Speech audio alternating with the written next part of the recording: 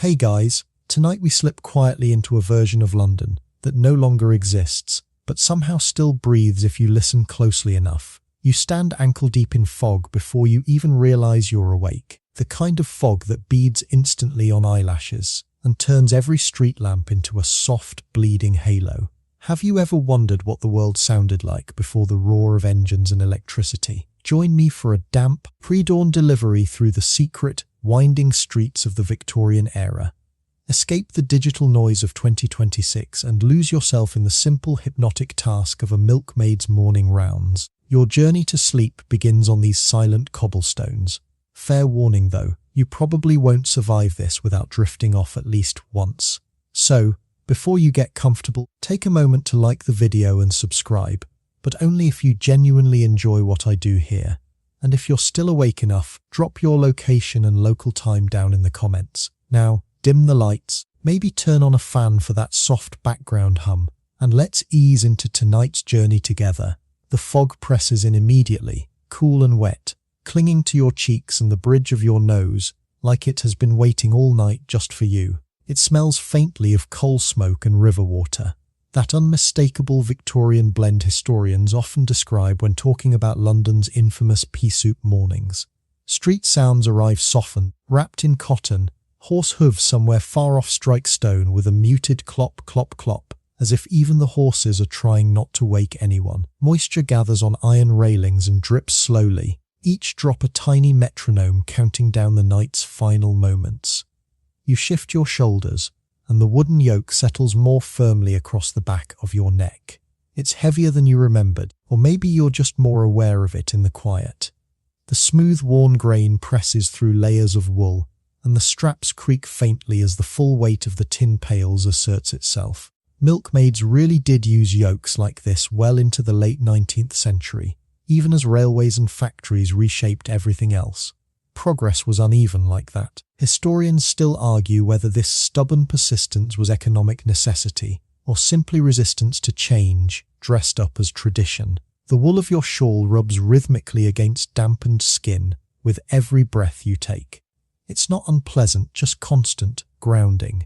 There's a strange intimacy to it, like the city itself has a hand resting on your shoulder, reminding you that you belong to this hour. A quirky tidbit often overlooked is that many milkmaids swore the wool helped ward off chills better than heavier coats, though fringe medical thinkers of the era insisted it also balanced the body's humours.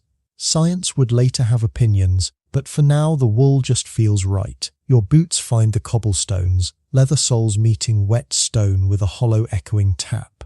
You take your first careful step, then another, letting the rhythm establish itself naturally. Left, right, pause, left, right, pause. The stones are uneven, slick with condensation, polished smooth by centuries of feet and wheel. It's easy to imagine Roman sandals once scraping across similar surfaces beneath this very street. Layers upon layers of footsteps, all echoing faintly into the present. A low-frequency hum seems to live beneath everything, not quite a sound and not quite silence. It might be the distant city breathing, or the Thames shifting somewhere beyond the fog, or just your own blood settling into a slower rhythm. You let it wash through you anyway. This is the sound that loosens thoughts, the one that tells your nervous system it's safe to stand down now. You don't fight it. You never do. As you move deeper into the alley, fog rolls toward you in slow waves, swallowing brickwork and doorways until the world feels reduced to just a few feet ahead. Gas lamps glow weakly, their light diffused into soft amber clouds. A mainstream historical fact slips quietly into your thoughts. By the 1880s, gas lighting was already being challenged by early electrical experiments, though most Londoners still trusted flame over filament. Historians still argue whether the resistance was fear of the unknown, or simply the comfort of familiar light. Somewhere nearby, a cat darts across the stones, unseen but not unheard, its quick paws making barely a whisper. You smile faintly, because even in 1880s London, cats are still running the place. The yoke shifts again, reminding you to straighten your posture. The pails sway gently, milk inside sloshing just enough to be felt but not heard. Balance becomes meditation, breath becomes step, step becomes thought. The fog thickens one last time, rolling forward as if curious about you, and for a moment the city feels entirely suspended. No past, no future, just this slow walk and the quiet promise of morning somewhere far beyond the mist. The quiet deepens as you move, and you become aware of how sound behaves differently here, thickened by moisture and brick. Every noise feels rounded at the edges, softened before it can fully form. Your breath moves in and out, visible now, blooming pale in front of your face before dissolving back into the fog. Inhale, step. Exhale, step. The city seems to approve, offering no resistance. Somewhere far off, a watchman's rattle turns once, twice, then falls silent again. Night watchmen were still common in London neighbourhoods during this period, tasked with calling the hour and keeping a sleepy eye on things, though critics of the day joked they slept more than the residents they guarded. Historians still argue whether they were an effective deterrent or simply an audible comfort, a human version of a porch light left on through the night. Condensation gathers everywhere. It beads along the brim of your bonnet, darkens the shoulders of your shawl, slicks the leather of your boots until they shine faintly in the lamplight. Even the air feels heavy, as though you're wading through something rather than walking. You adjust your grip on the yoke cords, fingers stiff but steady. The wood is cool now, almost cold, and you imagine the countless hands that have held similar yokes before yours. Hands that learned these same streets by heart, that knew exactly where each treacherous stone waited. There's a strange comfort in that thought. You're not alone out here, not really. You're accompanied by echoes, by routines worn smooth through repetition. Milkmaids often began their routes well before dawn to ensure freshness, a necessity in an era before widespread pasteurization. A fringe belief at the time claimed that milk drawn and delivered before sunrise was inherently healthier, imbued with the calm of the sleeping city. Modern science might raise an eyebrow, but at this hour it feels plausible enough. Your boots slip slightly on a particularly slick stone, and you instinctively slow, letting balance reassert itself. The pails sway metal kissing metal with the softest clink, like a distant wind chime muffled by walls. You smile again, a small private thing. It's oddly satisfying, this careful negotiation with the street. Like a quiet dance no one is watching. The fog thins just enough for you to glimpse a row of doors passing on your left, each one unique in its paint, its knockers dulled by age and moisture. Brass lions worn smooth by generations of hands stare blindly into the mist. Doorsteps gleam wetly, waiting. For now, you keep breeze come later. This part is about arriving, about letting your body and the city settle into agreement. A low vibration hums beneath your awareness again, steady and reassuring. Some say it's the sound of distant industry never fully asleep. Others claim it's the resonance of the river itself. Historians still argue whether London ever truly slept during the Victorian era or simply changed its rhythm. You don't need the answer. The hum is enough. As you pass beneath an archway, droplets fall from stone onto your shoulders in slow, irregular taps. Tap, pause, tap. It's almost musical. You imagine some centuries ago standing right here, listening to the same pattern, thinking the same half-formed thoughts. Time compresses in places like this, folds in on itself until past and present brush shoulders and move on. A light joke drifts through your mind, uninvited but welcome. If anyone asks, this is basically Victorian white noise therapy. And yes, it absolutely counts as cardio. You stifle a quiet laugh, the sound swallowed immediately by the fog. Good. Laughter belongs here too, as long as it stays gentle. The street opens slightly, giving you room to breathe, and for a moment the fog pulls back like a curtain. Brick facades rise around you, softened now by the growing hint of blue in the sky above. Not dawn yet, just the promise of it. You feel your shoulders relax a fraction, the yoke no longer an intruder but a companion. You continue on, deeper into the morning that hasn't quite decided to arrive, letting the rhythm carry you forward, step by careful step. The weight makes itself known gradually, not all at once, as if it's polite enough to wait until you're ready. The wooden yoke presses more firmly now, settling into that shallow groove between muscle and bone at the base of your neck. It's a familiar pressure, the kind your body recognizes, even if your mind pretends it doesn't. You roll your shoulders once, slowly, and feel the load redistribute. The cords tightening with a soft complaint before going quiet again. Wool slides against damp skin beneath your collar, warm and scratchy and alive with texture. Each step brings a faint drag, a reminder that you are moving through a world saturated with moisture. Victorian wool wasn't refined for comfort the way modern fabrics are. It was durable, practical, and unapologetically coarse. A mainstream historical fact drifts through you. Most working women owned only a few garments, worn daily and mended endlessly, until the fabric itself seemed to remember the shape of their bodies. You imagine this shawl doing the same, learning you as you walk. Your breath deepens to accommodate the weight. In through the nose, slow and cool.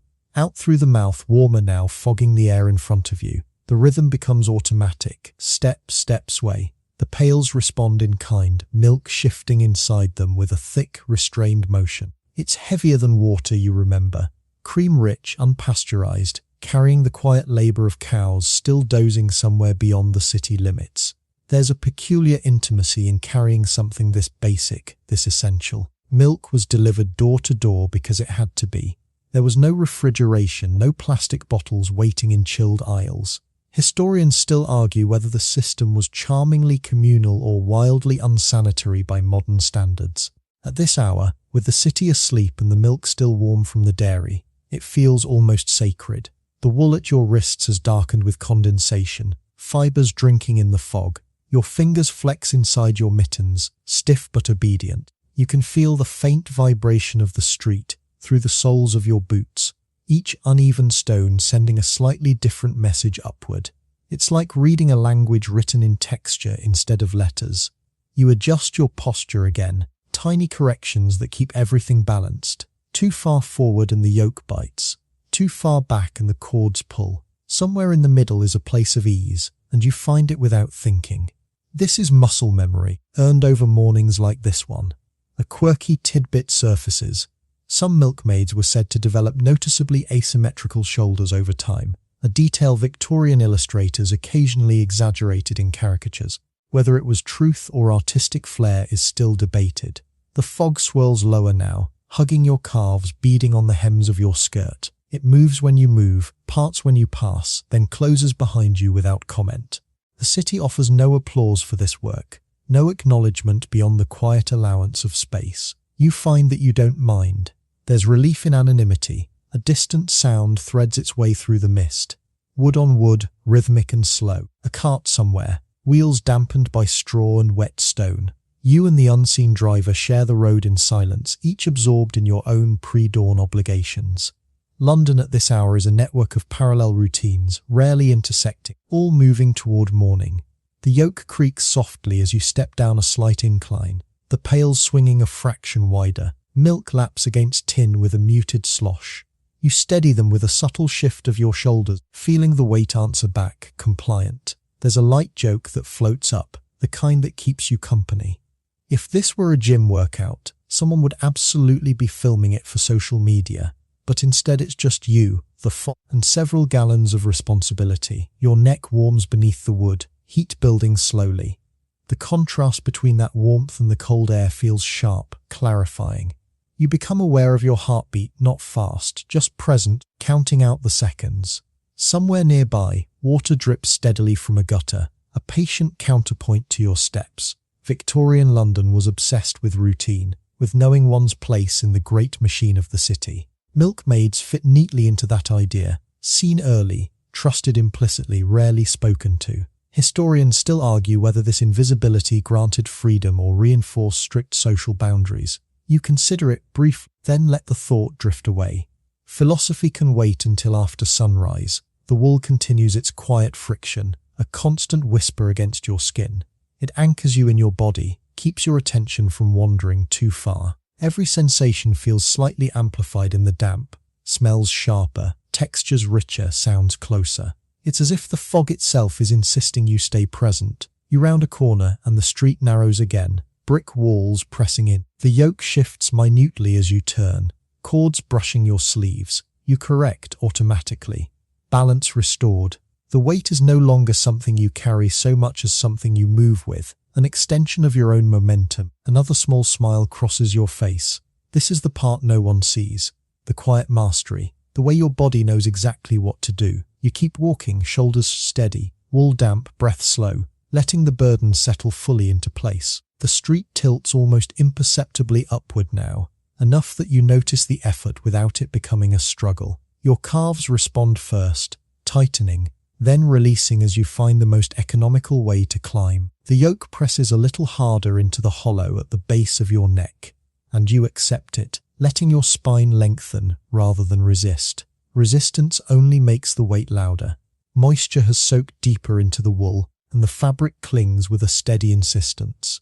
It smells faintly of lanolin and smoke, a comforting animal warmth beneath the chill. You remember hearing, perhaps it was gossip, perhaps a pamphlet passed around the dairy, that some Victorians believed wool carried protective properties, shielding the wearer from miasmas drifting through the air. Historians still argue whether belief in such things offered real comfort or simply distracted from harsher truths. Either way, you feel oddly well protected wrapped in it. Your shoulders settle into a gentle roll, a motion so small it barely registers visually but makes all the difference internally. The cords stop rubbing, the pails quiet, the milk steadies. There's satisfaction in that moment, like fitting a puzzle piece you didn't realize was slightly off. You keep that posture, letting it become the default. A faint ache blooms along your trapezius muscles, dull and spreading, then plateaus. It doesn't grow sharper, it just exists. You catalogue it without judgment. This is what effort feels like when it's honest. Victorian labour was full of such sensations, atches accepted as part of daily life, rarely named, rarely treated. A quirky tidbit drifts in. Some workers swore by rubbing vinegar or goose fat into sore muscles, claiming miraculous results. Whether it worked or simply distracted from the pain remains up for debate. The fog thins again, revealing a long, straight stretch of road ahead. You can see farther now, though the distance feels abstract, like a promise rather than a measurement. Gas lamps stand at regular intervals, their glass damp and clouded. One flickers, then steady, as if deciding whether it's worth staying awake a little longer. Your breath synchronizes even more deeply with your steps. There's no rush. Milkmaids weren't paid by the hour in the way modern workers expect. The work ended when the route was done. Historians still argue whether this freedom from the clock was liberating or simply another form of pressure. You prefer not to frame it either way. The pace you've found feels right, and that's enough. A sound emerges close by, a soft scraping, then a pause. Someone is sweeping on a doorstep, bristles whispering against stone. You pass without looking, sharing the same unspoken agreement. No conversation, no acknowledgement, just coexistence. The city at this hour is built on these quiet understandings. Your hands grow warmer inside the mittens as blood flow increases. Fingers loosen, and you flex them once more, feeling the slight resistance of damp wool. Condensation beads on the leather cords and drips off in tiny drops, leaving darkened spots on the stones below. Each drop lands with a sound too small to echo, but you hear them anyway. There's a lightness creeping in, not of body but of mind. The repetition has begun to smooth out thought, sanding down sharp edges. You realize you haven't checked the time in what feels like ages, and the realization itself feels quaint. Another quiet joke surfaces. Imagine explaining this to your future self, that there was once a morning when your biggest concern was not spilling milk on cobblestones older than your entire family tree. The yoke no longer feels foreign. It's part of you now, a horizontal extension of your shoulders. When you turn your head slightly, the world shifts, but the weight remains centered. You've found that balance point again and again, and each time it feels a little easier. A bird calls once, experimentally, then falls silent. Too early, perhaps. You keep moving, carrying warmth and weight through damp air, letting the city slowly wake around you while you remain suspended in this narrow, perfect band of time. Your attention drifts downward almost on its own, drawn to the conversation unfolding between leather and stone. Each step lands with a soft, hollow knock, the sound shaped by moisture and age. Wet cobblestones don't ring. They absorb, responding with a dull, rounded echo that feels more felt than heard. Your boots test each surface before committing, soles reading the street the way fingertips read braille. The stones are slick but familiar, their unevenness mapped somewhere deep in your legs. You learn quickly which ones tilt slightly, which dip just enough to catch water, which shine a little too brightly to be trusted. Victorian streets were notoriously treacherous in damp weather, a fact mentioned often in newspapers warning of falls and broken ankles. Historians still argue whether the danger was exaggerated for effect or genuinely endemic to daily life. Either way, your caution feels well-earned. Step, pause, shift weight, step. The rhythm established itself again, slower now, more deliberate. Leather creases softly with each movement, releasing the faint scent of tallow and polish. The sound becomes a guide rail for your thoughts, keeping them from wandering too far ahead.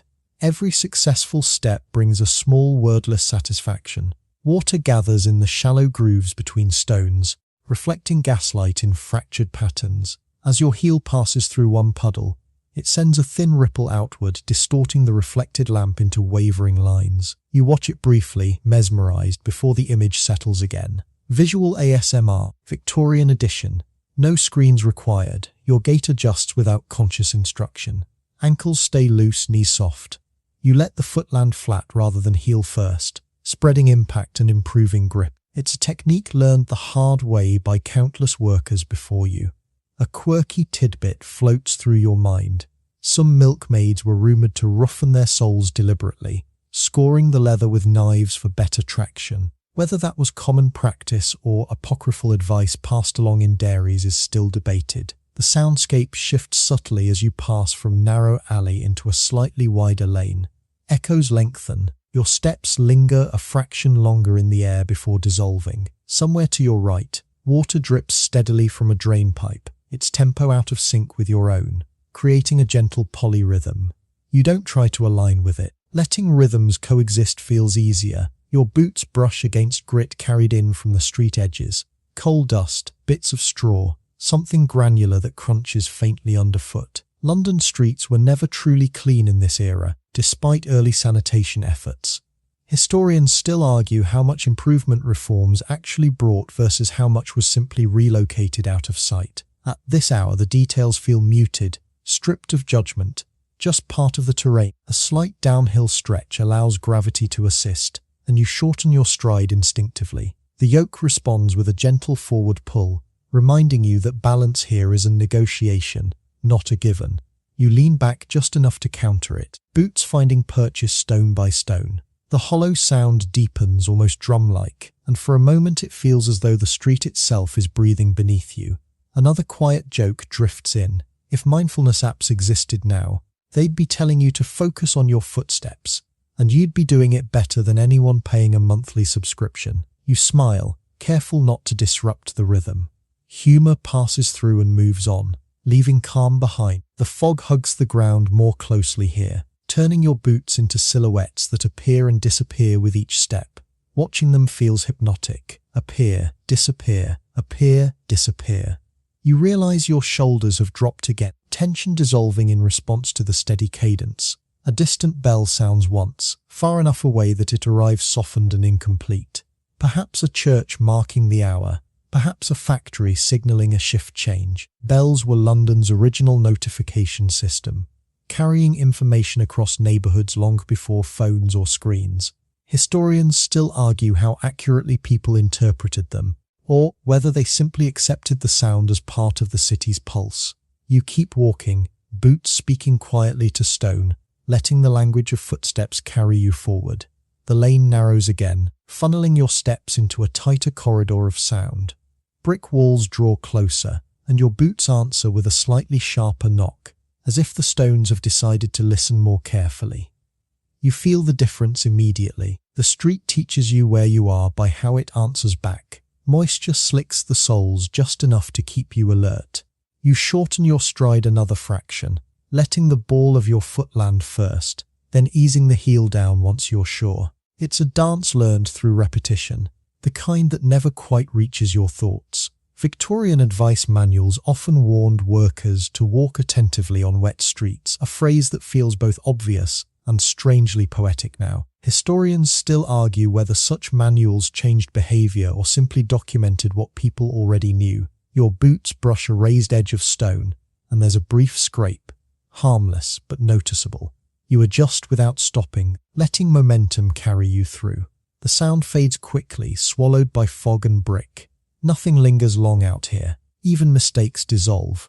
Water seeps around the edges of the stones, pooling where the street dips. You skirt the deepest patches by instinct, tracing a path that countless others have traced before you. There's comfort in that, in following a line worn invisible by use. A quirky tidbit surfaces. Some Londoners claimed certain streets were luckier to walk than others, believed to guide the feet safely if respected. Superstition or street wisdom, the result looks the same. The hollow cadence continues. Tap, tap, pause. Each pause just long enough to feel intentional. You notice how the pause matters as much as the sound. Without it, everything would blur. With it, each step becomes a marker, a gentle anchor. A faint breeze threads its way down the lane, stirring the fog at ankle height. It cools the leather, and the sound of your steps shifts again, slightly softer, as if the stones have taken a breath. You welcome the change. Variations keep the mind engaged without waking it. Somewhere above, unseen windows creak softly as a building settles. The noise drifts down and vanishes. London architecture was a living thing in this era, expanding, contracting, responding to weather and time. Historians still argue how much of the city's soundscape came from human activity versus the buildings themselves. Tonight, it feels evenly matched. You cross a small junction. The stones arranged differently here, set at a subtle angle. Your boots answer with a new rhythm, a slightly different tone. It's like changing instruments mid-song. You listen for a moment, curious, then let it pass as the familiar pattern returns. Another light joke drifts through. Congratulations, you've unlocked a new level. Advanced Victorian walking. You don't laugh this time. The thought dissolves into the fog, leaving behind a faint warmth. The fog thins enough for you to glimpse your reflection in a shop window. Distorted, wavering, a ghost carrying pails through a half-formed city. The image ripples and disappears as you move on. You don't look back. Your steps carry you onward. Steady and unhurried, leather and stone continuing their quiet conversation as the city waits for morning. There's a sensation beneath everything now, subtle enough that you might miss it if you weren't already so still inside yourself. A low-frequency hum, not exactly a sound, more like a presence. It vibrates gently through the soles of your boots, up your legs, into your chest where it settles and stays. You don't try to identify it. Naming it would only pull it closer to thought, and this belongs somewhere deeper. The fog responds to it too, or maybe you're just noticing more. It rolls forward in slow, deliberate waves, thickening and thinning as if guided by an unseen breath. Brick edges blur, corners soften, the world narrows to what's directly ahead of you, and even that feels optional. You're content to exist inside this pocket of vibration and mist. Victorian London was never truly quiet, even before engines and electricity reshaped sound forever. Beneath the obvious noises, hooves, carts, voices, there was always an undertone: distant industry, river movement, human density. A mainstream historical fact drifts in. By the late 19th century, the city's population had swollen past 4 million, creating a constant background murmur that never fully disappeared. Historians still argue whether residents consciously perceived this hum, or simply absorbed it as normality. You feel it now as a grounding force, something that steadies your balance without demanding attention. Your steps continue, but they feel secondary, almost decorative, layered on top of the deeper rhythm. The yoke rests easily across your shoulders, no longer pressing, just present. Wool, leather, wood and stone all seem to resonate at compatible frequencies, as if they've agreed to cooperate. A fringe tidbit surfaces gently. Some Victorian spiritualists believed cities developed their own vibrations, energetic signatures shaped by collective thought and labour. Skeptics scoffed, of course, but listening now, it's hard not to feel like London itself is humming you along, encouraging you to slow to sync. The gas lamps fade one by one as you pass them, not extinguishing, just falling behind into the fog. Each pool of light dissolves softly, leaving no sharp edges. The blue-black of the sky above begins to lighten almost imperceptibly, though the streets remain wrapped in shadow. Dawn is approaching, but it's in no hurry, and neither are you. Your thoughts lengthen, stretching out like the fog itself. Sentences lose urgency. Ideas drift in and out without snagging. There's a gentle humour in noticing how easily the mind lets go when given something simple and repetitive to hold on to. You think, briefly, that modern sleep experts would probably approve of this. Steady movement, low sound, predictable patterns, though they might suggest fewer open pails of raw milk. The hum deepens, or perhaps you simply settle further into it. You feel it in your chest now, a soft resonance that slows your breathing even more. In and out, each cycle unforced. Your shoulders drop another fraction. Jaw unclenches. Even your eyes feel heavier, though they remain open, scanning the fog out of habit more than need. The city feels suspended, held in this low note that refuses to resolve. You're part of it, carried forward without effort, wrapped in mist and vibration and routine. Nothing demands your attention beyond the next gentle step. You continue on, deeper into the fog, letting the hum guide you downward, inward toward rest. The walking slows almost without your consent, steps shortening until they gently come to rest beside a familiar doorway. Stillness arrives the way fog does, softly, gradually, until you realize you're no longer moving at all. The sudden absence of footfall feels loud at first, like a held breath, and then it fades, replaced by smaller sounds you hadn't noticed while in motion. You shift the yoke carefully, easing the weight just enough to let the pails hang straight. Metal answers with a quiet, reassuring clink as the handles settle. The hum beneath the city remains, but now it feels farther away, like a distant tide rather than something underfoot. Your attention narrows, drawn inward toward the simple, precise task waiting for you. Cold air brushes your fingers as you free one hand from its mitten. The chill is sharp, immediate, but it wakes your sense of touch rather than startling it. You reach for the ladle resting inside the pail, its handle slick with condensation. Tin meets tin with a high, delicate chime, the sound slicing cleanly through the fog-mute quiet. It's a different frequency entirely from your footsteps, lighter, brighter, almost fragile. Milkmaid's prized consistency above all else. Each household expected the same measure each morning, no more, no less. A mainstream historical fact surfaces gently. Standardized measures were still unevenly enforced in Victorian London, leading to frequent disputes over quantity and fairness. Historians still argue whether these conflicts were rooted in real shortages or simple mistrust born of poverty and routine. You dip the ladle slowly, watching it disappear beneath the pale surface. The milk is thick, heavier than it looks, swirling reluctantly as you lift. Steam rises faintly where it meets the cold air, carrying a warm, animal scent that contrasts sharply with the damp stone around you. The difference in temperature is striking. Icy night pressing against something still holding the memory of the cow, the barn, the early hour. As you pour, the stream thickens, glossy and smooth, folding into the waiting ceramic jug with a muted glug. The sound is low and rounded, almost private, as if meant only for you. You tilt the ladle with practiced precision, wrist steady, eyes following the level rise. This is the art of it, not speed but control. A quirky tidbit drifts through your thoughts. Some households believed milk poured too quickly spoiled faster, a superstition passed down through generations. Whether there was any truth to it mattered less than the ritual itself. Historians still argue how much of Victorian domestic practice was guided by necessity versus inherited belief. You pause when the jug reaches its mark, holding the ladle motionless for a heartbeat to let the last drop fall. It lands with a soft plink, barely audible. The surface of the milk trembles once, twice, then settles perfectly still. You wait for that moment of calm before moving again, honoring it like a tiny ceremony. The ceramic feels cold through your glove as you replace the jug on the doorstep. Moisture beads instantly along its rim. Somewhere inside the building, someone sleeps on, unaware of the care taken outside their door. That anonymity feels right. This work is meant to be unseen. You lift the ladle again, metal chiming softly, and return it to the pail. The sound echoes faintly between the brick walls, then dissolves into the fog.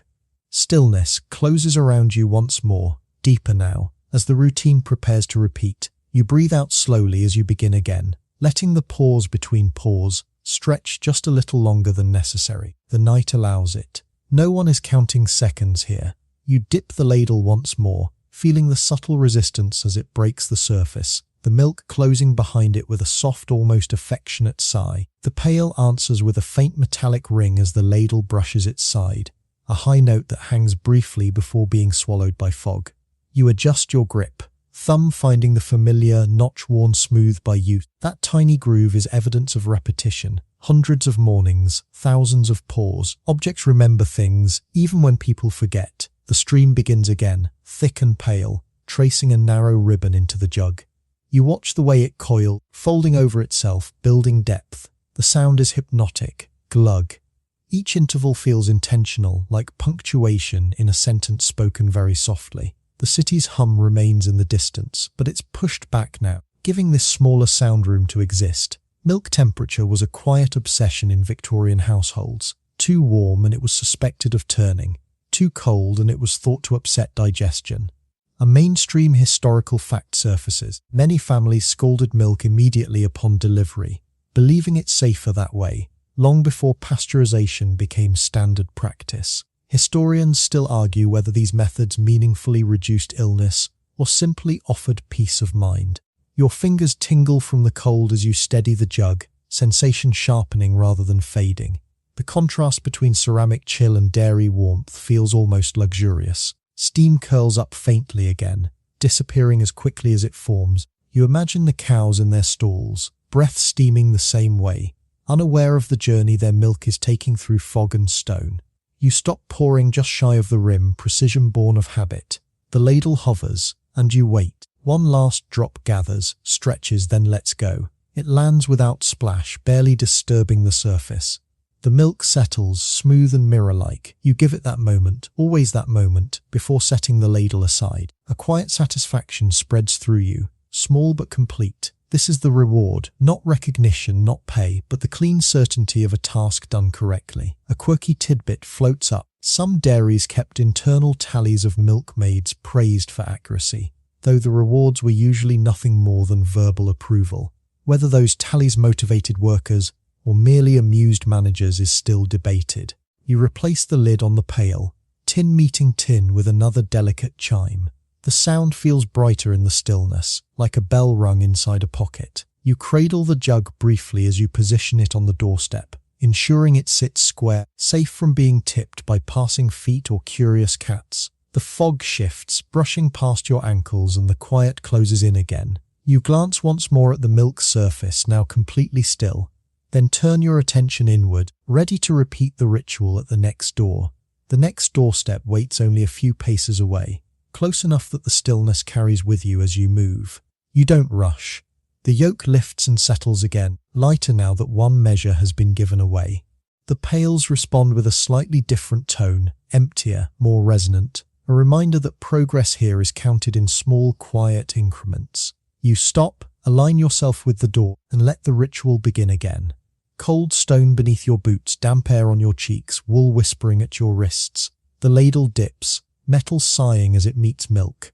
The repetition feels soothing rather than dull, each cycle polishing the edges of your awareness. Victorian milk delivery routes were often memorized entirely, door by door, with little written record.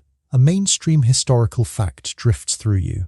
Literacy rates were rising in the 1880s, but many working-class routines still relied on memory and habit. Historians still argue whether this fostered resilience or limited opportunity. For now, it simply means your body knows where to stand and when to pour. The jug fills again, milk folding into itself with the same gentle sound. You notice tiny differences: the angle of the doorstep, the way sound echoes slightly longer here, the faint draft slipping out from under the door. Each house breathes differently, even in sleep. A quirky tidbit surfaces.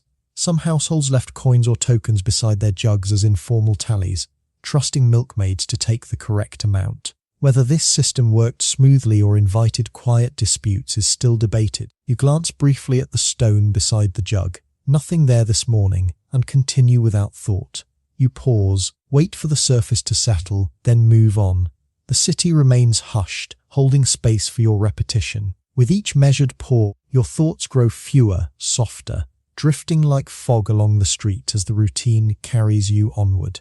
You move to the next door with the same unhurried care, letting the few steps between houses feel like a breath rather than a transition. The yoke shifts, cords creaking softly, and you notice how the sound has changed again, lighter, a little hollower, as the milk level drops. Progress announces itself quietly here, never with fanfare. The ladle rests in your palm like it belongs there. When you lift it, your wrist knows the angle without instruction. Tin brushes tin with a brief, bright note. Then the sound fades as the ladle sinks. The milk surface parts and closes, leaving a faint swirl that calms almost immediately. You pour glug, pause, glug. The cadence repeats, steady and reassuring. Cold seeps into your fingertips, but it's a clean, cold, sharpening sensation rather than numbing it. You feel the jug's rim through the glove, the slight vibration as liquid meets ceramic. The warmth of the milk lingers just long enough to be noticed before the night claims it again. This contrast anchors you, keeps you gently awake while everything else drifts towards sleep. Victorian households often judged milk quality by sight and smell alone, long before standardized testing existed. A mainstream historical fact settles into your thoughts. Sour milk was a common risk, and families developed personal heuristics to assess freshness. Historians still argue how effective these methods were compared to chance. Tonight, the milk looks right, smells right, pours right, and that's enough. You stop at the mark, hover, wait for the final drop. It falls. The surface smooths. You place the jug down carefully, rotating it slightly so the handle faces outward. A small courtesy learned over time. These details aren't written anywhere. They're passed hand to hand, morning to morning. At the next house, the doorstep slopes just a little. You compensate automatically, setting the jug closer to the wall so it won't tip. The fog curls around your ankles, indifferent but present. Somewhere above, a window pane ticks softly as it cools. The city listens without comment. A quirky tidbit drifts in. Some milkmaids carried bits of chalk to mark doors that were skipped or delayed. A quiet system of accountability. Whether this was widespread practice or localized ingenuity remains debated. You don't need chalk tonight. Every door receives what it expects. You begin to notice how repetition smooths time. Minutes stretch, then thin, then seem to dissolve altogether. Each pour feels complete in itself, yet none of them stand out. Your thoughts loosen their grip, arriving as fragments, light, uninsistent, and then slipping away again. It's easier to stay with the sound of milk, the feel of weight easing from the pails. The yoke lifts and settles again. Lighter now. The cords brush your sleeves with less insistence. The pails answer with a clearer ring when you move, the metal more willing to speak. You recognize the sound as progress and feel a small, steady satisfaction. At one door, a faint draft slips out as you set the jug down, carrying the warm scent of bread. Someone inside is already awake, or never slept at all. You imagine a kitchen light flickering on somewhere above, then let the image fade. Your work doesn't require witnesses. You pour again. Glug. Pause. Glug. The rhythm deepens, almost lulling. Even the city's hum seems to recede further, giving this smaller ritual center stage. Historians still argue whether such repetitive labor dulled the mind or sharpened it. Standing here, watching milk settle into stillness, you suspect it did a bit of both. When the ladle returns to the pail, it rings softly, then goes quiet. You replace the lid, the sound crisp but contained. Each noise has its place, its volume carefully limited by fog and brick. You step back, survey the doorstep, then move on without lingering. The routine carries you forward, door by door, pour by pour, easing you deeper into its gentle loop. By now the motion feels almost automatic, as though the routine has slipped beneath conscious control and taken residence somewhere deeper.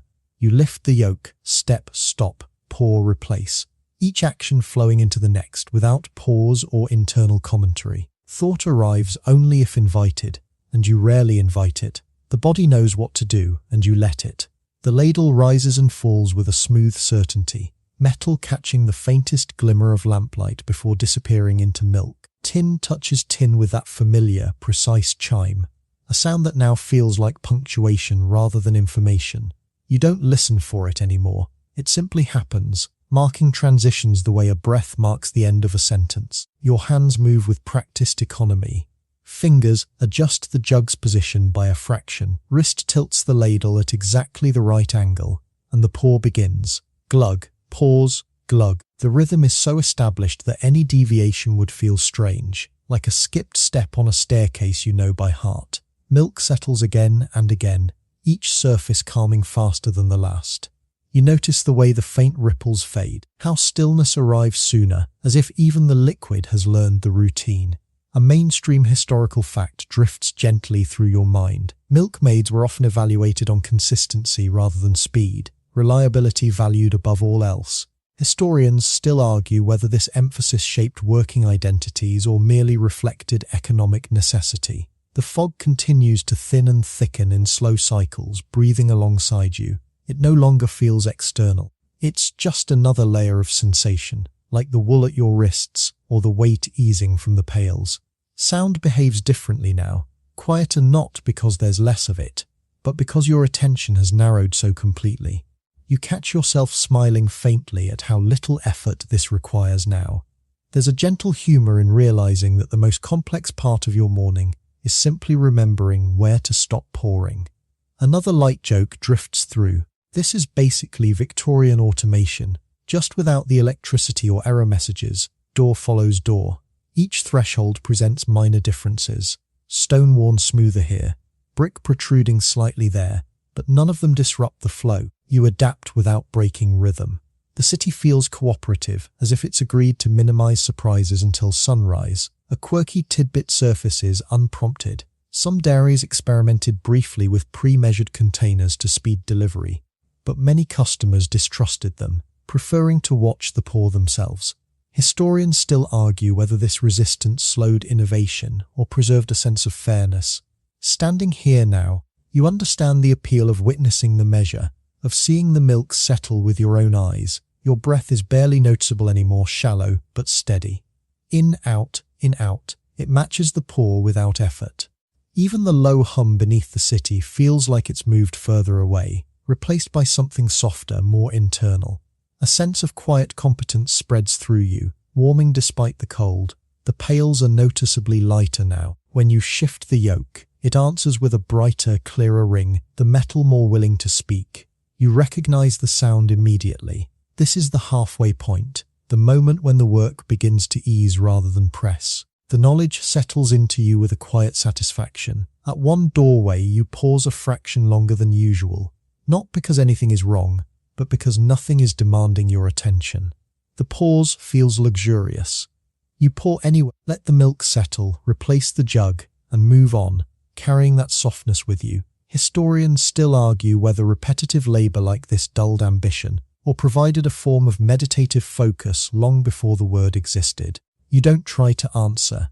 The question feels academic compared to the simple truth of this moment. Your mind is quiet, your body is steady, and the routine is carrying you effortlessly forward. You continue on, movements refined to their simplest form, letting the work do itself while you drift just behind it, relaxed and unburdened. The repetition deepens its hold, smoothing away even the faint awareness of effort. You notice how your hands arrive at each position before you consciously decide to move them, how the ladle lifts as if guided by a memory older than thought. Metal chimes softly, milk parts and closes, and the pour begins without ceremony. Glug, pause, glug. The sound no longer asks for attention. It simply exists. Your posture remains balanced with almost no correction now. The yoke sits comfortably, lighter with every delivery, its presence more suggestion than weight. When you step between doors, your boots make only the softest impression on the stone, careful not to disturb the quiet you've settled into. Even the fog seems to part more willingly, sliding aside as you pass. A gentle warmth spreads through your shoulders as tension continues to melt away. The dull ache that once announced itself has softened into something neutral, barely noticeable. Victorian labourers often described reaching a second calm after hours of steady work, a phase where the body stopped protesting and simply cooperated. Historians still argue whether this was physiological adaptation or mental resignation. Either way, you're there now. At each doorstep, the same small sequence unfolds. You position the jug, you pour, you wait, you listen for the final drop. The surface settles almost instantly now, as if anticipating stillness. Watching it feels like watching breath slow in sleep, each cycle quieter than the last. The fog lifts slightly higher off the ground, revealing more of the street at once, but your focus remains narrow. You notice details without attaching to them. A chipped brick, a damp handprint long faded, the faint chalk line of an old marking near a threshold. A quirky tidbit drifts in. Chalk was sometimes used not just for records but for luck. Small symbols drawn and erased daily. Whether this was superstition or simple habit is still debated. Your mind drifts to the soundscape again, noticing how little of it remains. The distant hum is barely perceptible now, like a note held too long until it becomes silence. What remains are the close sounds, The ladle, the jug, your breath, and even those feel optional. You could almost imagine the work continuing without sound at all. Another door, another pour. The motion is so smooth it feels slowed down, though you know you haven't changed pace. Time has simply stretched, widened, allowing each moment more room. A light, sleepy joke floats through and dissolves before fully forming. Something about how this must be what people mean when they talk about being in the zone, except quieter and with more milk. You lift the yoke again and feel how easily it rises now. The pails answer with a clear, hollow ring, almost cheerful. You recognize the sound as nearing completion, the unspoken signal that the root is folding in on itself, preparing for the turn back toward the dairy. Historians still argue whether such routines created contentment or merely dulled expectation. Standing here in the fog, with your hands steady and your thoughts light, the distinction feels unnecessary. What matters is the ease, the absence of urgency, the way everything has simplified. You pour once more, let the surface settle, and move on, carrying this effortless rhythm with you as the section draws gently to a close. The number of remaining stops is small now, though you don't count them. You feel them instead, the way the weight hangs just a little higher on the yoke, the way the pails answer your steps with a brighter, emptier tone. Each sound carries further in the quiet, but nothing feels sharp. Everything is rounded, softened by fog and familiarity. You move more slowly without intending to. Not from fatigue, but from a natural easing, like the final stretch of a long breath. The routine doesn't demand efficiency anymore. It allows space. You pause a heartbeat longer at each door, not because the pour requires it, but because you can. The ladle dips again, lifting less milk than before. The sound changes subtly, thinner, lighter, the metal less burdened. Tin touches tin with a higher pitch, almost delicate. You notice how the jug fills closer to its mark with less adjustment now, how precision comes more easily when there's less to manage. The cold air still brushes your face, but it no longer surprises you. Your skin has adjusted, accepting it as part of the morning rather than something to resist. A faint warmth lingers in your hands from repeated contact with the milk, a quiet reminder of work already done. Victorian accounts often mention this contrast, the strange comfort of warmth carried through cold streets, and historians still argue whether it contributed to Milkmaid's reputation for hardiness or health. At one doorway, the jug is already waiting, rim frosted, handle turned just so. You smile faintly at the unspoken coordination between households and routine. A quirky tidbit surfaces. Some families mark their preferred fill level inside the jug, with a discreet scratch, trusting the milkmaid to notice. Whether this was common practice or simply anecdotal is still debated. You pour carefully, watching the surface rise, then stop exactly where it should. The milk settles almost instantly, as if relieved. You replace the lid, step back, and for a moment simply stand there, listening.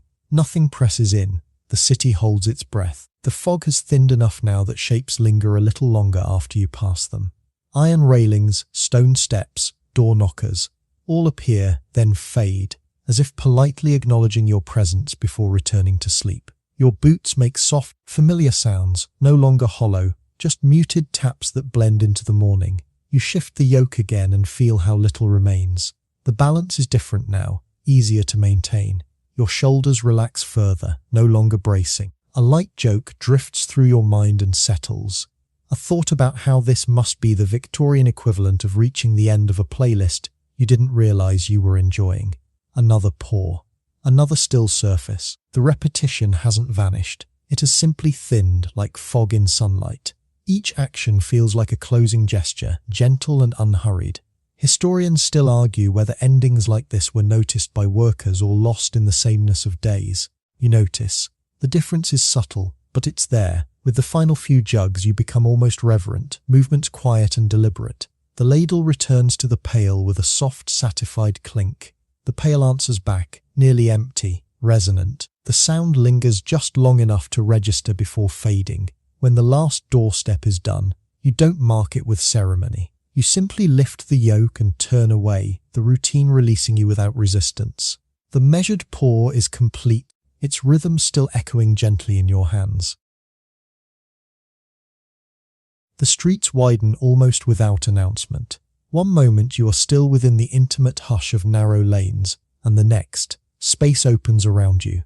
Sound behaves differently here. Your footsteps travel farther before returning, echoing softly off taller facades and ironwork. The fog thins just enough to reveal symmetry.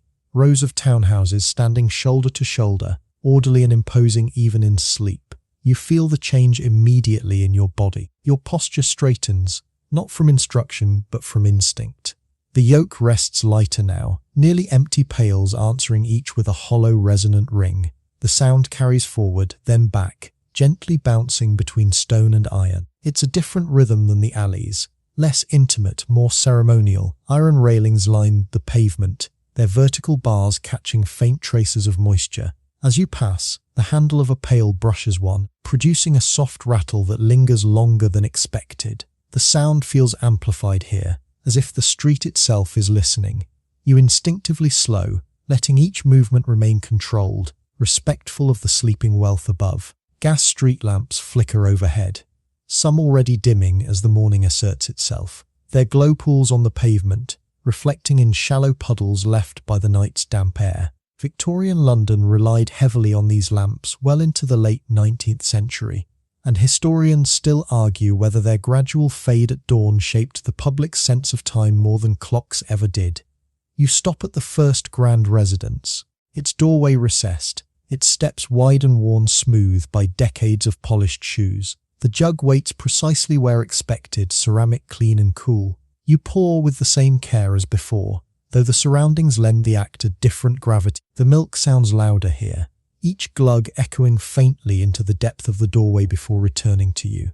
Above, behind heavy curtains, the household sleeps. You imagine velvet drawn tight against the morning chill, muting the world beyond the glass. A soft, almost imagined sound reaches you, the subtle brush of fabric, perhaps someone stirring, perhaps only your mind filling the silence. A quirky belief once held that early morning sounds could influence dreams, and some households requested quieter deliveries for this reason. Whether that ever truly mattered is still debated. You replace the jug and step back, listening again. The street accepts the sound, then absorbs it. Even your breath feels louder here, though it remains calm and steady. In-out, the repetition continues, but the setting lends it a new texture, a gentle formality. Moving from house to house, you become aware of how sound interacts with wealth. Stone steps amplify differently than brick. Iron railings respond with sharper tones than wooden fences ever did. Each accidental contact produces a brief, crystalline noise that fades into the fog. You adjust automatically, movements smaller, quieter. A light, sleepy joke drifts through your thoughts and settles. Delivering milk to places like this feels a bit like sneaking snacks into a museum before it opens. The humour fades quickly, replaced by calm curiosity. At another townhouse, the pail handle taps iron again. Clink, rattle, stillness. You pause, letting the sound fully disappear before continuing. Historians still argue whether workers consciously altered their behaviour in elite districts, or if it was simply a learned response to environment. Standing here, you don't analyse it. You simply comply. The fog shifts, revealing the street stretching ahead in dignified silence. You continue on, carrying your nearly empty pails through the grander acoustics of the waking city. The echoes guiding you deeper into this quiet, more measured world. The lamps continue to dim one by one as you move deeper along the grand street, their gas-fed glow thinning until it feels more like memory than light. Each flicker is slow, deliberate, as if the lamps themselves are reluctant to let go of the night. You pass beneath them quietly, your shadow stretching and softening across the stone, before dissolving again into fog. Your routine resumes its familiar pattern, though the surroundings elevate it without asking. Stop, set the jug, lift the ladle, pour, wait, replace, move on. The echoes stretch these actions, giving each sound a longer life before it fades. The milk glugs once, twice, and then the street answers with a gentle hush, absorbing the noise into its broad, sleeping space. You notice how the iron railings repeat endlessly here, their vertical lines forming a rhythm of their own. As you walk, the pail handle occasionally brushes one, producing a brief metallic tremor that runs along the bars like a whispered message. You instinctively slow again, letting the sound finish before continuing, respecting the quiet that seems carefully maintained. Breath and movement align easily now. In, out, step, pause. The nearly empty pails sway with little resistance, their hollow tone more pronounced. Victorian milk deliveries to affluent areas were often scheduled earlier than others, partly to avoid congestion and partly to preserve discretion. Historians still argue whether this reflected courtesy or class control, but the silence here feels intentional either way. At one townhouse, you noticed the faint imprint of yesterday's condensation on the doorstep, a darker outline where the jug must have stood. You place today's delivery in the same spot without thinking. The precision feels comforting, like retracing a well-worn path. A quirky anecdote drifts through your mind. Some households believed consistency in placement encouraged household harmony. Whether that belief ever changed anything is, as always, debated. Above you, a window shifts slightly. The movement is subtle, perhaps a curtain settling, perhaps someone turning in their sleep. The sound is muffled, softened by thick fabric and distance. You pause again, not from fear but from courtesy. Letting the street settle before resuming your work, your steps grow quieter still, though you haven't consciously changed them. Boots meet stone with muted confidence, the sound rounded and brief. The fog reflects what little light remains, making edges blur and soften. Even the grand architecture loses its sharpness, becoming gentle shapes rather than statements of power. A light joke flickers through and fades. Something about how even the fanciest houses look surprisingly ordinary when they're asleep. The thought dissolves, leaving behind a calm neutrality. Historians still argue whether early morning workers like you experienced these streets differently than daytime crowds ever could. Standing here now, with the lamps fading and the city barely breathing, it feels like a separate place entirely, reserved only for those awake at the edges of the day. You complete another delivery, then another, each one sliding smoothly into the next. The repetition remains meditative, the grandeur now simply a backdrop rather than a presence. With the lamps nearly gone and the echoes softer, you continue onward, letting the routine guide you gently through the fading night. Your awareness drifts outward for a while, stretching gently to take in the breadth of the street before easing back again.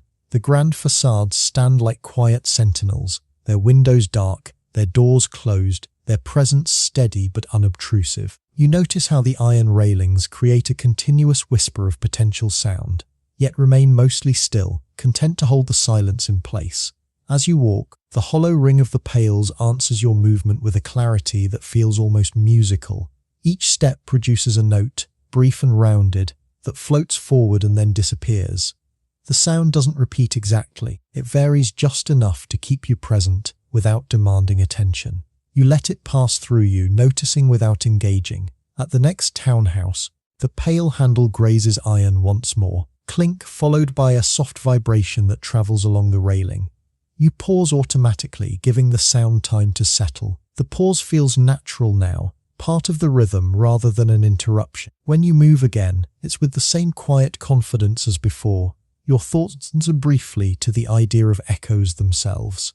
Long streets like these were known to carry sound farther than expected, sometimes confusing early morning workers about where a noise originated. Historians still argue whether this contributed to the folklore of ghostly footsteps and phantom movements reported in affluent districts. Standing here, the echoes feel grounded, harmless, simply the city responding to touch. You resume the routine, set the jug, pour, wait. The milk sounds thinner now, lighter, each glug followed by a deeper hush. The surface settles quickly, almost eagerly, as if the liquid is ready to rest. You watch the final ripple fade and feel your own breathing slow in response. The fog shifts again, revealing a longer stretch of pavement ahead. For a moment, the street feels vast, almost endless, and you sense how small your role is within it. The feeling doesn't unsettle you. Instead, it brings comfort, a reminder that your task is simple and contained, finished one doorstep at a time. A quirky notion drifts through your mind. Some believe that iron railings absorb negative energy overnight, releasing it harmlessly with the morning dew. Whether anyone truly believed this or simply enjoyed the story is still debated. Either way, the railings stand quietly now, cool and damp, doing nothing at all. Your steps continue, measured and soft. The nearly empty pails sway gently, their movement easy to control. You notice how little effort it takes to maintain balance now, how the body has adapted completely to the load. The sensation is reassuring, like walking downhill after a long climb. Another delivery passes without comment. Then another. Time feels suspended, stretched thin but unbroken. The street lamps are fully dim now, their presence reduced to dark shapes against the fog. The city remains asleep, held in a delicate pause between night and morning. Historians still argue whether workers noticed these transitional moments or simply worked through them unnoticed. You notice, but without urgency. The awareness drifts out, then back again, settling comfortably inside the repetition. You continue on, letting the echoes grow softer, the iron fade into the background, and your attention rests gently within the rhythm you've established. The grand street begins to loosen its hold on you without announcement. You feel it first in the sound, the way your steps no longer return with the same clarity, the echoes thinning until they barely register. The iron railings continue in orderly lines, but their presence fades into the periphery, no longer demanding awareness. The city is preparing to change, and your routine continues, though the sense of ceremony has softened.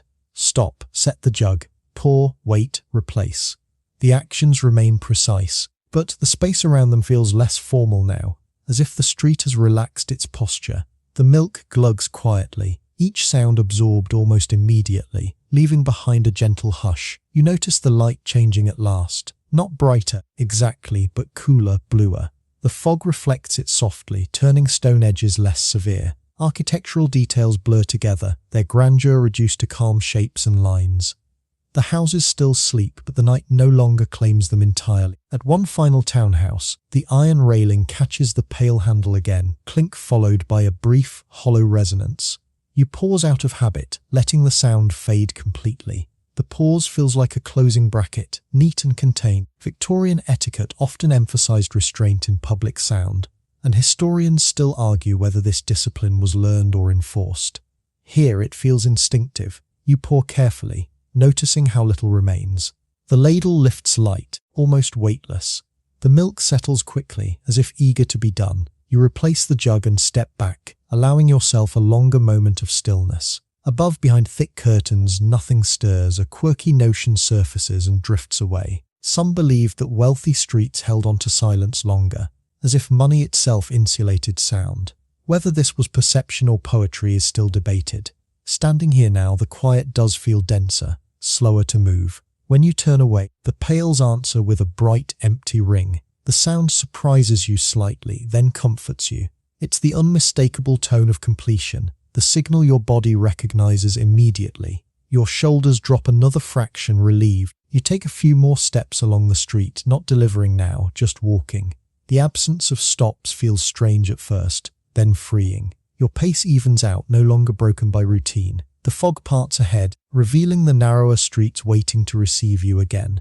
Historians still argue whether transitions like this, between spaces, between tasks, were noticed or simply endured. You notice. The awareness doesn't weigh on you. It simply marks the moment, then passes. With one last glance down the dignified stretch behind you, you turn fully toward the quieter passages beyond. The echoes fall away entirely, replaced by a softer, closer silence. The grandeur releases you, and you step gently onward. You slow without deciding to, the street offering a natural place to stop.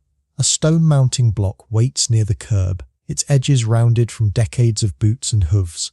You guide yourself toward it and ease the yoke from your shoulders, letting the nearly empty pails descend with a gentle, relieved clink. The sound settles quickly, absorbed by fog and distance. For a moment you simply stand there, hands resting on the smooth, cool stone. Your breath deepens on its own, in and then out, longer this time. The pause feels earned, not imposed. The air carries the crispness of early May, cool enough to refresh without biting. Moisture beads on the surface of the block, darkening the stone where your palms touch. You roll one shoulder, then the other, adjusting where the yoke had rested. The weight is gone now, but the memory of it lingers, a faint echo across muscle and bone. Wool rubs softly against dampened skin as you settle, the friction familiar and comforting rather than irritating. This was a common pause point for workers moving loads through the city, a practical detail of street design that historians still argue was intentional planning or happy accident. Sound begins to reintroduce itself slowly, not loudly, not all at once, but in cautious layers.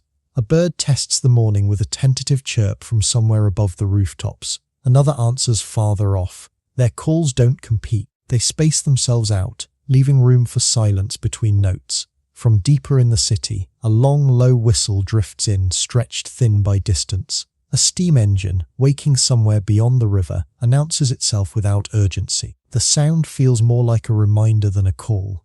Industrial London was already defined by these noises in the late 19th century, though historians still debate how early morning workers perceived them.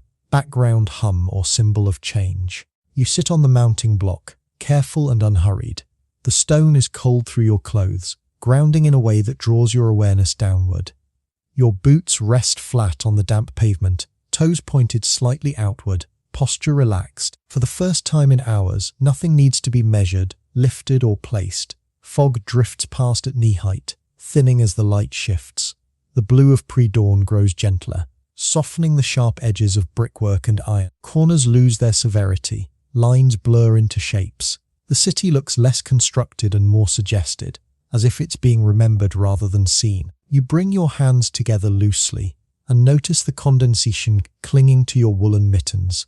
Tiny droplets catch what little light there is, glistening briefly before soaking in. You flex your fingers inside the wool, feeling warmth return where cold had crept in. Milkmaids often wore layered wool for this reason, relying on its ability to insulate even when damp, a practical choice that later took on a romantic reputation. A quirky tidbit drifts through your thoughts. Some believed that pausing mid-route invited luck for the return journey, a small superstition that encouraged rest. Whether anyone truly believed it or simply welcomed the excuse is still debated. Sitting here now, the pause feels justified regardless. You tilt your head back slightly and breathe again, deeper still. The air smells faintly of wet stone, distant smoke, and something green stirring in hidden courtyards. Each inhale feels fuller than the last. Each exhale releases a little more of the morning's tension. The city continues its careful awakening around you. Somewhere a shutter creaks, then settles. Far off, wheels roll once, then stop. These sounds don't demand attention. They drift by like thoughts you choose not to follow. Historians still argue whether moments like this, brief rests in the midst of labour, were consciously cherished or simply endured. You cherish it, though the feeling is quiet and unmarked. There's no need to name it. After a while you lean forward, resting elbows on knees, hands still clasped. The fog thins further, revealing more colour in the bricks around you. The blue light edges toward grey, then something softer. Morning is approaching, but it hasn't arrived yet. You remain seated, breathing easily, letting the city stretch and yawn at its own pace. The journey will resume soon, but for now, this small island of stillness holds you, calm and unhurried. You remain seated longer than expected, not because you are tired, but because the stillness has widened and made room for you. Time feels generous here, elastic, stretching quietly around your breath. In and out, the rhythm no longer mirrors work, it mirrors rest. More sounds begin to filter in, each one tentative as if asking permission to exist. Another bird joins the first, then a third, their calls forming a loose, uneven pattern. None of them hurry. They leave gaps between notes, letting silence remain part of the song. You listen without effort, without the need to identify or follow. Somewhere nearby, a door opens briefly, just a fraction, then closes again. The sound is soft, restrained. A broom scrapes once against stone, pauses, then resumes farther away. Early risans, respecting the lingering quiet of the hour. Your shoulders sink further as muscles fully release.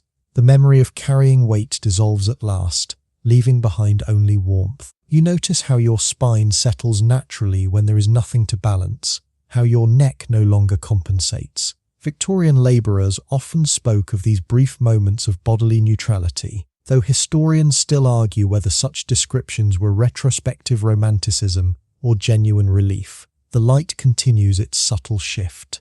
The blue that once defined the scene has softened into something paler, almost silvery.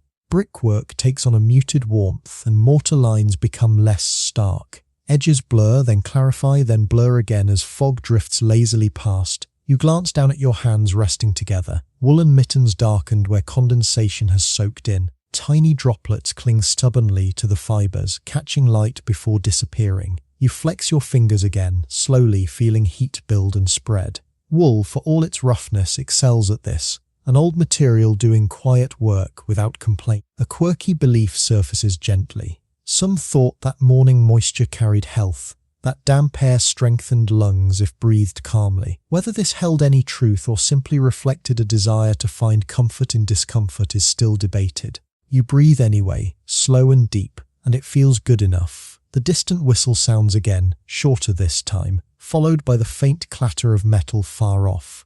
The city is no longer asleep, but it hasn't fully committed to wakefulness either. It hovers in between, much like you, balanced between rest and return. You shift your weight slightly on the stone block, adjusting without urgency. The cold of the stone has lessened now, either from your body warming it or from your awareness moving elsewhere. The block feels solid, dependable, an unchanging anchor amid slow change. A light, sleepy joke drifts through your thoughts and fades. This must be what people mean when they say they need just 5 more minutes. The humour is gentle, fleeting, leaving no wake behind it. Historians still argue whether workers allowed themselves such pauses regularly, or only when circumstance forced them. Sitting here, the distinction seems unimportant. The pause exists. That is enough. You straighten slightly, not to stand, but to re-engage with the world around you. The sounds feel closer now, more numerous, yet still subdued. The fog thins further, revealing clearer outlines of the street ahead. You remain seated a moment longer, letting the rest complete itself naturally, until the idea of moving again arrives quietly, without pressure. The thought of standing arrives softly, like a suggestion rather than a command. You notice it without reacting at first, letting it sit alongside your steady breathing. In, out, the body feels ready but unhurried. There is no urgency here, only a gentle readiness, the kind that follows real rest. You lean forward slightly, shifting your weight onto your feet without fully rising. The motion wakes familiar sensations, pressure through the soles of your boots, a mild stretch along your calves, the subtle engagement of muscles that had been quiet. Nothing complains. Everything responds calmly, as if reassured by the pause you allowed yourself. Your hands separate and fall naturally to your sides. The woolen mittens brush against your coat, damp but warming. You flex your fingers once more, slower than before, feeling the last traces of stiffness dissolve. Victorian manuals on labour often advised brief stretches during work, though historians still argue how widely such advice was followed outside of print. You stand at last, smoothly, without strain. The stone mounting block feels lower now, less imposing. You glance down at it with mild appreciation, acknowledging its role in this small moment of recovery. A quirky belief lingers at the edge of memory. Some thought stones like this absorbed fatigue, drawing it away from those who paused upon them. Whether superstition or comfort story, it feels harmless enough. As you straighten, your awareness expands again to the street. Sounds feel closer, more numerous than before, but still restrained. A cartwheel turns somewhere beyond sight, creaking once before falling silent. A bird flutters from one rooftop to another, wings briefly cutting the air. The light has shifted again, subtly but unmistakably. Blue has given way to a pale grey touched with warmth. Brickwork shows hints of red now, iron railings are softer black. The fog thins into wisps, no longer a blanket but a passing presence. The city's edges are returning, though they remain gentle. You reach for the yoke where it rests beside the pails. The wood is cool but familiar beneath your hands. When you lift it, the lack of weight surprises you again. The pails respond with a clear, hollow ring, lighter than at any point this morning. The sound carries briefly, then settles. You position the yoke across your shoulders with practiced ease. There is no need to adjust much. The balance is forgiving now. Your posture aligns naturally, spine stacking comfortably, head level. The body remembers this shape well. A light, sleepy joke drifts through your mind and fades. If mornings always began like this, maybe people wouldn't complain about them so much. The humour lingers only a moment before dissolving back into calm. You take a test step forward. Boots meet stone with a soft, confident tap. The sound reassures you that movement has returned without disturbance. Another step follows, then another, each one easy, controlled. The rhythm is slower than before, but steady. Historians still argue whether workers consciously mark the return to motion after rest or simply resumed without thought. You feel both, aware of the transition, yet not burdened by it. The pause has done its work. As you begin to move away from the mounting block, you notice how the street seems to welcome you back. The fog parts easily. Sounds settle around your pace. Nothing resists. You glance once more at your hands as they steady the yoke. The wool is darker now where moisture remains, but warmth has fully returned. The condensation that once glittered has soaked in, leaving the surface matte and soft. The route ahead narrows again, guiding you gently toward quieter passages. You don't rush to meet it. You let the space close naturally, step by step. With your balance restored and your breath calm, you continue on, carrying the softness of rest with you as movement fully resumes. You move away from the mounting block without looking back again, not out of dismissal, but because the pause has already done what it needed to do. It travels with you now, tucked into the rhythm of your steps. The street narrows gently, guiding you back toward quieter passages where sound behaves more intimately, returning quickly to the body before fading. Your boots meet stone in a familiar cadence, tap, tap, muted by dampness and early light.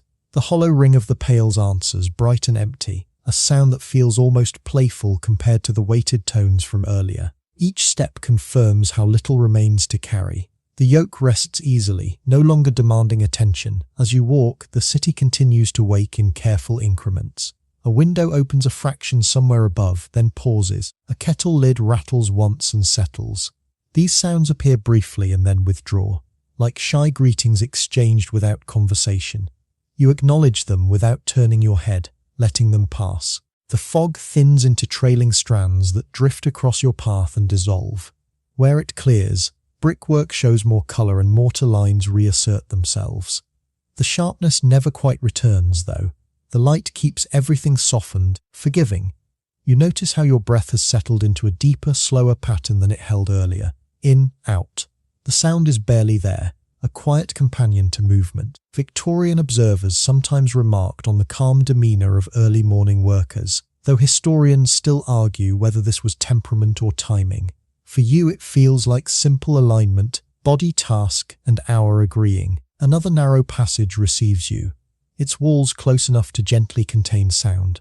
The echo you left behind on the grand street does not follow. Here, footsteps feel private again, intended only for you. The shift is immediate and comforting, like lowering your voice in a familiar room. You adjust the yoke once, out of habit rather than need. The wood responds without complaint, settled where it belongs. The pails sway minimally, obedient to your pace. You recognize the sensation of nearing the end. Not a finish line, but a gradual easing, a thinning of obligation. A quirky belief drifts through your thoughts and fades. Some said that returning routes felt shorter because burdens were lighter, not because distance changed. Whether perception or physics, the ground does seem to pass beneath you more easily now. The air carries a faint sweetness you hadn't noticed before, something green and damp, stirred by the changing light. Courtyards and hidden gardens are waking quietly, their presence suggested rather than seen.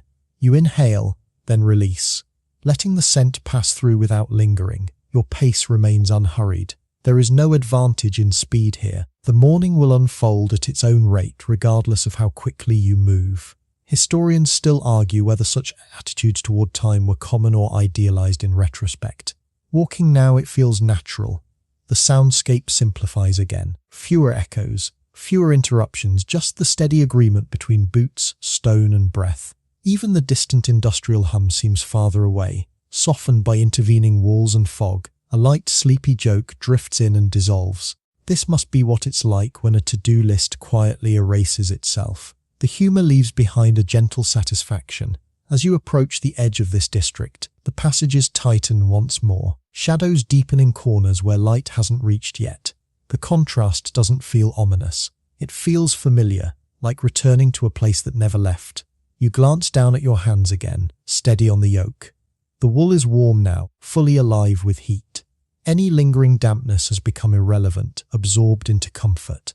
The sensation reassures you that rest and movement can coexist without conflict. Another turn, then another. The city rearranges itself subtly with each step, offering narrower views, quieter acoustics. The grandeur from earlier feels distant, already dissolving into memory. Historians still argue whether workers mentally marked these returns or let them blur into routine. You let it blur.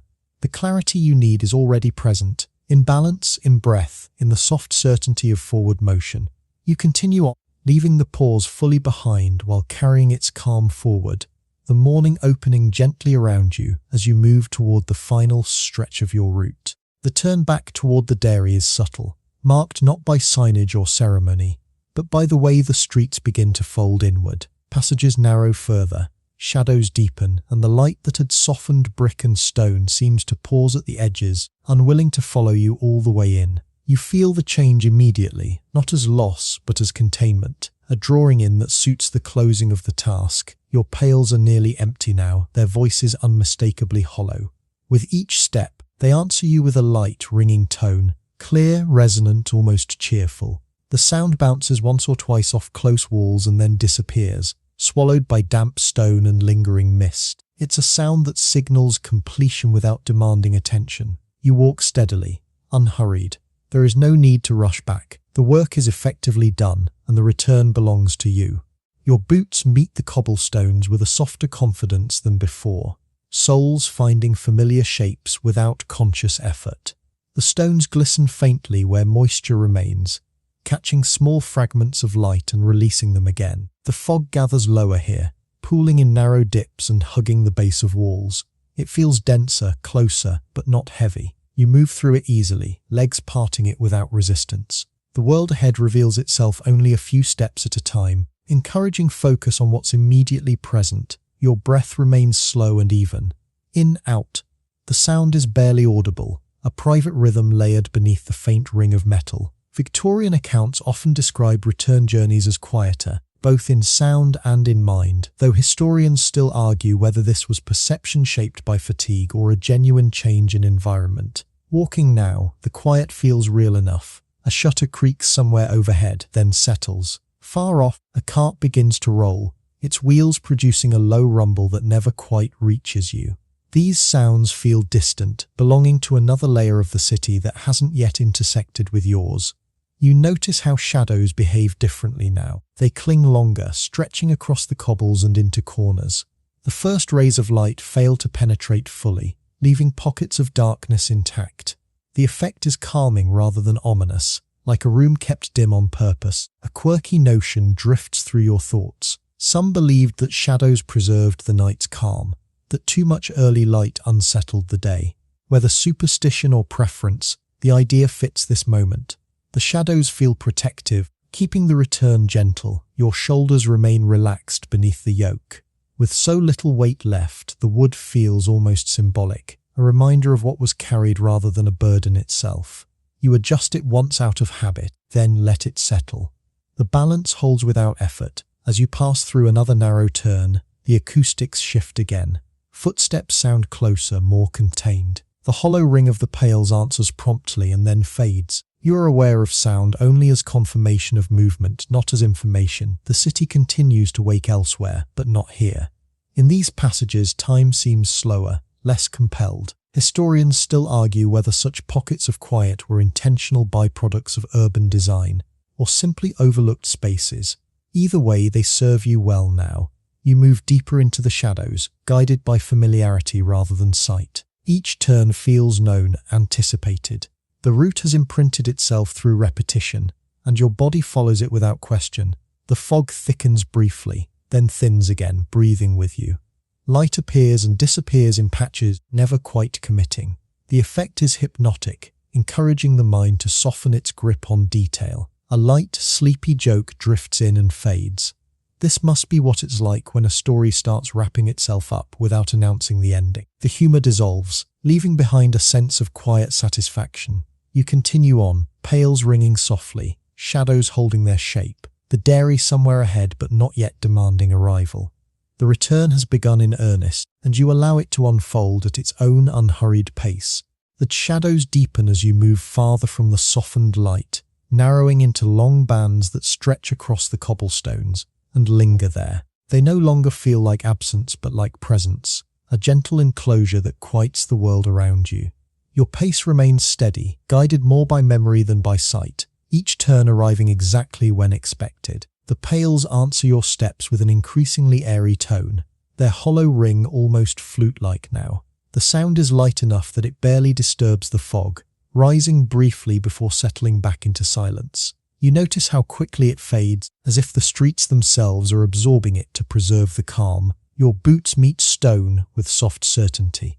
The slickness that once demanded attention is now familiar, negotiated without thought. Victorian footwear was often criticized for poor traction, yet workers adapted quickly, and historians still argue whether this adaptation reflected resilience or resignation. Walking now, it feels like simple fluency. The fog thickens in pockets, then thins again, drifting at ankle height and curling around the base of walls. It moves slowly, unhurried, mirroring your own pace. The visual field shortens, inviting you to focus on the immediate rhythm of step and breath, rather than the distance ahead. In out, your breathing remains calm, almost imperceptible. The sound of it blends seamlessly with the faint ring of metal and the distant hush of the city.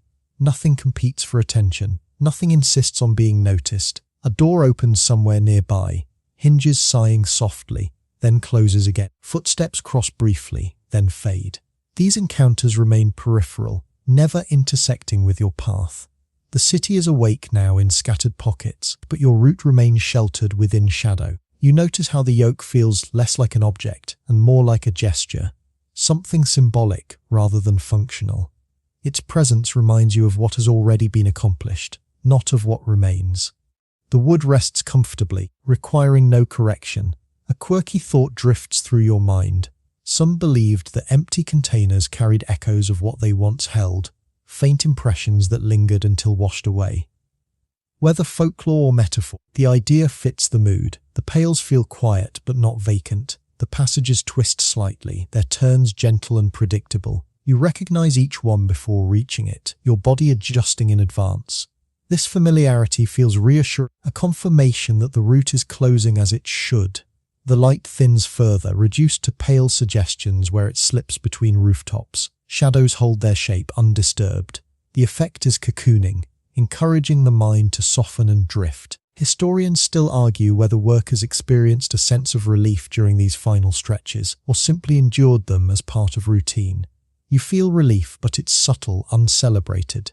A quiet easing rather than a release. Your steps continue, each one carrying you closer without hurry. Sound grows simpler still. Boots, pails, breath, nothing more. Even the distant industrial hum feels muted, filtered through layers of stone and fog. A light, sleepy joke surfaces and fades. If the morning had a snooze button, this would be it. The humour dissolves gently, leaving calm behind. The dairy lies ahead somewhere, but you don't picture it yet. There's no need. The return is nearly complete, and for now, it's enough to move through shadow, guided by habit and the soft certainty of the end drawing near. The route begins to straighten, not dramatically, just enough that your body recognizes the approach without needing to see it. The dairy sits ahead in the imagination like a low note held softly, present, steady, inevitable. You don't quicken your pace. There's no reason to. The morning will arrive whether you hurry or not. The pails swing with a feathered ease now. Each step produces a hollow chime that sounds almost polite, as if the metal is mindful of the quiet hour. The ring rises, fades, and leaves no trace. You notice how little effort it takes to carry nothing, how the absence of weight still has a shape. Your shoulders settle into a natural alignment. The yoke feels ceremonial, a remnant of earlier labour rather than a demand. Wood against wool, wool against skin. Everything sits where it belongs. The friction that once announced itself loudly has become a whisper. Then less than that, breath finds a slower pattern. In and out, the spaces between lengthen. There is time here. Victorian workdays were famously long, yet historians still argue whether the predictability of routine softened the burden or sharpened it. Walking now, predictability feels like mercy. The fog thins just enough to reveal familiar silhouettes. A corner you know by the way sound changes. A wall where footsteps echo once and then stop. You pass a drainage channel where water murmurs quietly beneath iron grates. The sound slips into the background, joining the small collection of noises that no longer ask to be identified. A stray cat watches from a stoop, eyes bright, tail tucked. It doesn't move as you pass, only blinks slowly unbothered. Urban animals learned the rhythms of labourers well, some even timing their appearances to coincide with deliveries. A quirky belief held that cats could predict weather shifts by the way they position themselves at dawn. Whether superstition or observation, the cat's stillness feels like approval. Your boots meet a smoother stretch of stone. The texture change registers faintly, a gentle cue rather than a demand for attention. You remember earlier caution, the careful placement of each step when the pails were full and the streets slick. That vigilance has no place here now. The city's sounds are rearranging themselves. Farther off, carts begin to creak, voices murmur, shutters lift. Closer in, your own movement remains the dominant rhythm. The contrast is soothing, like listening to rain while knowing the storm is moving away. A light joke drifts through. If mornings had credits, this would be the quiet montage before the title card. The thought lingers just long enough to soften the mind, then drifts off, unneeded. You pass beneath an arch where sound compresses briefly, then releases. The hollow ring of the pails doubles for a step, then returns to its single tone. Acoustics like this were once used by workers to judge distance and time, a practical adaptation before widespread clocks. Historians still argue how much workers relied on these sensory cues versus strict schedules. The air smells faintly of damp wood and old stone, layered with the clean absence left by emptied milk. The warmth you carried earlier is gone now, replaced by a neutral coolness that feels balanced rather than cold. Your hands relax around the pail handles, fingers loose. The condensation has thinned, leaving only a dull sheen. Wool mittens darken where moisture remains, the fabric heavy but comfortable. The tactile world has simplified. Fewer contrasts, fewer surprises. Another turn brings the outline of the dairy yard closer in memory. You don't look for it yet. Anticipation stays gentle, like knowing you're almost home without needing to see the door. There's a belief that repeating a route backward feels shorter because the mind releases expectation. Walking now, that seems true. Distance collapses into rhythm. Steps follow steps, uncounted, unremarked. The fog lifts slightly, revealing a pale strip of sky. The colour is undecided, hovering between night and morning. You don't assign it a name. Naming things would add weight. Your pace remains unbroken. Each sound has found its place, each sensation its level. Nothing stands out. Nothing needs to. The dairy is near now, close enough that your body begins to prepare for stopping, for setting the pails down, for releasing the yoke. You don't do any of that yet. There's still a little walking left, and it deserves to be finished calmly. The yard opens gently, without announcement. Stone gives way to packed earth, and the sound of your steps softens as if the ground itself is asking you to rest. You slow without deciding to. The body knows what comes next. You step beneath the low eaves and feel the air change. Still cool, but steadier here, sheltered from the wandering fog. The pails answer with one last hollow ring, then quiet as you come to a stop. Silence settles easily, not as an ending but as a completion. You lower the pails together, metal touching stone with a muted kiss. The sound is final and kind. Your hands release the handles, fingers opening slowly, as if they're reluctant to let go of the simple task they've been holding all morning.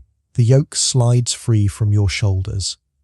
There's a brief impression of weight lingering in the muscles, a phantom memory that fades almost immediately. Victorian labour manuals often warned of carried strain, yet historians still argue whether this sensation was physical habit or psychological echo. Standing here, it feels like neither, just the body unwinding. You roll your shoulders once, gently. Wool settles back into place, damp but warming. Your breath deepens, uncounted, in and out, the rhythm no longer tied to steps or sound. A final quirky thought drifts through. Some believed mist absorbed effort, dissolving it before daylight could see. The fog curls at the edge of the yard as if on cue, then thins, carrying nothing with it. The city beyond the walls is awake now, but it feels distant, unimportant. What mattered has been done. The routine has closed its circle. You turn slightly, not to leave yet, just to stand. The sky above the roofline lightens by degrees, pale and patient. Bells ring far off, soft, irregular, blending with the low hush of wind moving through narrow streets. Your presence here feels temporary in the best way. A moment that doesn't need to be remembered to be complete. You take one last breath of the cool air and let it go slowly. Now everything begins to soften. The edges of the yard blur gently, stone and wood easing into simple shapes. Sound stretches, lengthens, then thins, like a thread pulled slowly through the fingers. Your breathing finds a slower tide. Each inhale arrives without effort. Each exhale carries a little more weight away. There's nothing left to balance, nothing left to deliver. The mist drifts back in, not thick, just enough to veil the scene. It moves patiently as if it has all the time in the world, which, for now, it does. The bells fade, the wind steadies. Even thought begins to quiet, turning from words into sensation, then into stillness. You don't need to picture anything clearly anymore. Let images come and go if they want to. Let them dissolve if they don't. The morning will take care of itself. Your body rests where it is supported, finished, safe. If a thought appears, let it pass like fog across stone, noticed then gone. There's no task waiting, no next step required. Just this calm, this gentle quiet, this earned rest. Stay here as long as you like. End of script. Sweet dreams.